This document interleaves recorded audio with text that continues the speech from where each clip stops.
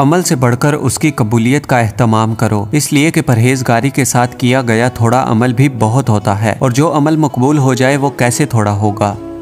हर वो दिन जिसमें अल्लाह पाक की नाफरमानी ना की जाए हमारे लिए ईद का दिन है।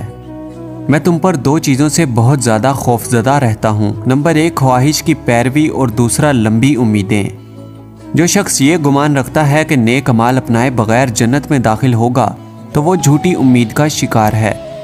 खर्च करो तशहीर यानी शो ऑफ ना करो, और ख़ुद को इसलिए बुलंद ना करो कि तुम्हें पहचाना जाए और तुम्हारा नाम हो, बल्कि छुपे रहो और खामोशी इख्तियार करो, सलामत रहोगे। इंसान का कद 22 साल जबकि अक्ल 28 साल की उम्र तक बढ़ती है। इसके बाद मरते दम तक तजुर्बात का सिलसिला रहता है। गुनाहों की नहूसत से इबादत में सुस्ती और रिज़्क में तंगी आती है।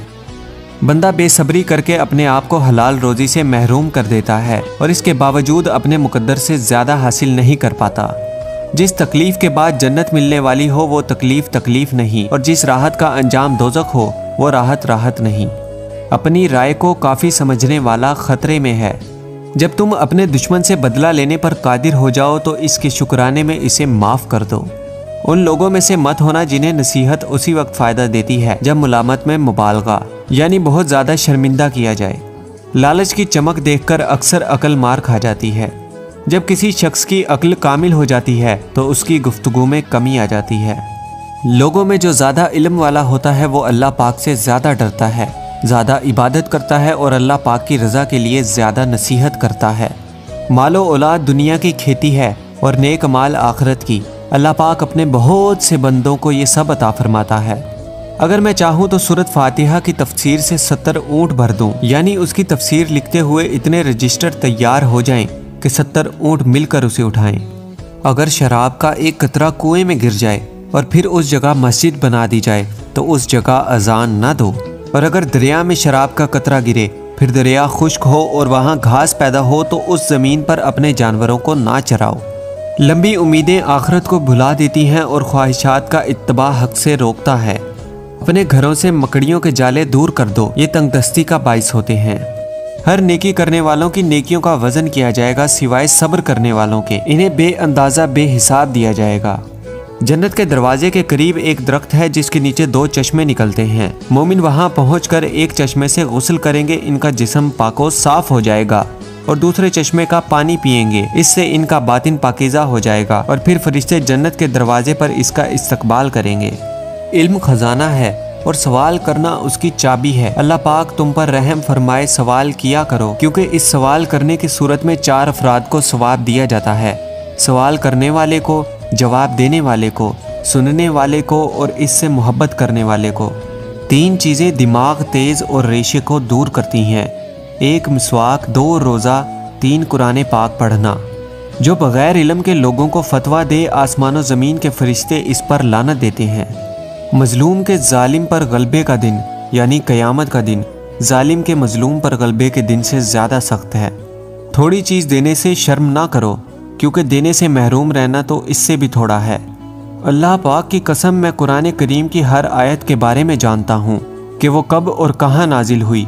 बेशक मेरे रब्बे करीम ने मुझे बहुत समझने वाला दिल और बहुत सवाल करने वाली ज़बान अता फरमाई है। बरोज़े क़यामत दुनिया खूबसूरत शक्ल में आएगी और अर्ज़ करेगी, ऐ मेरे रब मुझे अपना कोई वली अता फरमा। अल्लाह पाक फरमाएगा, जा, तेरी कोई हकीकत नहीं और ना ही मेरी बारगाह में कोई मुकाम है कि मैं तुझे अपना कोई वली अता कर दूं। चुनाचे उसे पुराने कपड़े की तरह लपेट कर जहन्नुम में फेंक दिया जाएगा। ऐ लोगों, इल्म के सरचश्मे और रात के चिराग यानी रातों को जाग कर इबादत इलाही करने वाले पुराने लिबास और पाकीज़ा दिल वाले बन जाओ। इसकी वजह से आसमानों में तुम्हारी शोहरत होगी और ज़मीन में तुम्हारा जिक्र बुलंद होगा। 3 अमल मुश्किल हैं, अपनी जान का हक अदा करना, हर हाल में अल्लाह पाक का जिक्र करते रहना, अपने ज़रूरतमंद मुसलमान भाइयों से माली ताउन करना। जब तुम किसी चीज़ को हासिल करना चाहो तो फिर उसमें ऐसे लग जाओ कि बस हर वक्त उसे हासिल करने की कोशिश करते रहो। बेशक नेमत का ताल्लुक शुक्र के साथ है और शुक्र का ताल्लुक नेमतों की ज़्यादती के साथ है। ये दोनों एक दूसरे को लाजिम हैं। बस अल्लाह की तरफ से नेमतों की ज़्यादती इस वक्त तक नहीं रुकती जब तक के बंदे की तरफ से शुक्र न रुक जाए। मेरे नज़दीक कोई उस शख्सियत से बढ़कर पसंदीदा नहीं जिसने अल्लाह करीम से अपने नेक मालनामे के साथ मुलाकात की हो। जो शख्स मुझे हज़रत अबू बकर और उमर से अफजल कहेगा तो मैं उसको मुफ्तरी की यानी बहतान लगाने वालों को दी जाने वाली सज़ा दूंगा। हज़रत अबू बकर सिद्दीक रज़ी अल्लाह ताला अन्हो शुक्र करने वालों और अल्लाह के पसंदीदा बंदों के अमीन हैं। आप इन सबसे ज़्यादा शुक्र अदा करने वाले और सबसे ज़्यादा अल्लाह के पसंदीदा हैं। हम में सबसे ज़्यादा बहादुर हज़रत अबू बकर सिद्दीक रज़ी अल्लाह ताला अन्हो ही थे। याद रखो वो यानी हज़रत अबू बकर सिद्दीक रज़ी अल्लाह ताला अन्हो इंसानों में सबसे ज़्यादा रहम दिल और नबी करीम सल्लल्लाहु अलैहि वसल्लम के दोस्त और अपने माल से हजूर को सबसे ज़्यादा नफ़ा पहुँचाने वाले हैं। हम सब सहाबा में हज़रत अबू बकर सिद्दीक रज़ी अल्लाह ताला अन्हो सबसे ज़्यादा अफजल हैं।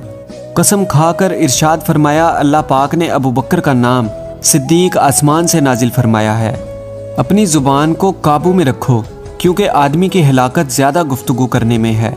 जब बंदा फौत होता है तो ज़मीन में उसकी जानेमाज और आसमान में इसके अमल का ठिकाना उस पर रोते हैं।